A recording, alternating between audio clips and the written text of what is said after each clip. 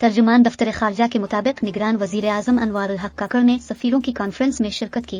वजीर खारजा जलील अब्बास जिलानी ने वजीर आजम का इस्तकबाल किया। कॉन्फ्रेंस में अहम दारुल हुकूमतों से पाकिस्तान के सफीर शरीक हैं। दफ्तर खारजा के तर्जुमान ने बताया कि कॉन्फ्रेंस में खारजा पॉलिसी के मुख्तलिफ पहलुओं पर गौर किया जा रहा है।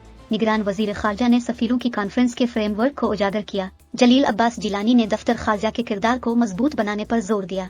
इस मौके पर गुफ्तगू करते हुए निगरान वजीर आजम अनवारुल हक काकड़ ने कहा है कि पाकिस्तान की खारजा पॉलिसी का मकसद पूरी दुनिया में अमन और बाहमी फायदामंद ताल्लुकात के लिए होना चाहिए। पाकिस्तान बैन अल अक़वामी कानून और अक़वाम मुत्तहिदा के चार्टर के मकासद और उसूलों के लिए खड़ा रहेगा। अनवारुल हक काकड़ ने कहा कि पाकिस्तान इक्तिसादी सफारतकारी को मरकजी धारे में लाना और फलस्तीनी काज की हिमायत जारी रखेगा। पाकिस्तान जम्मू और कश्मीर का मुकदमा लड़ेगा। अक़वाम मुत्तहिदा की करारदादों और अवामी ख्वाहिशात के मुताबिक मसला कश्मीर के हल की हमेशा हिमायत करेंगे। उन्होंने कहा कि कॉन्फ्रेंस खित्ते और दुनिया भर में होने वाली तब्दीलियों के पस मंजर में बरवक्त और मुतल्लिका है। निगरान वजीर आजम ने दफ्तर खारजा और पाकिस्तानी सफारतकारों के लिए नेक ख्वाहिशात का इजहार किया।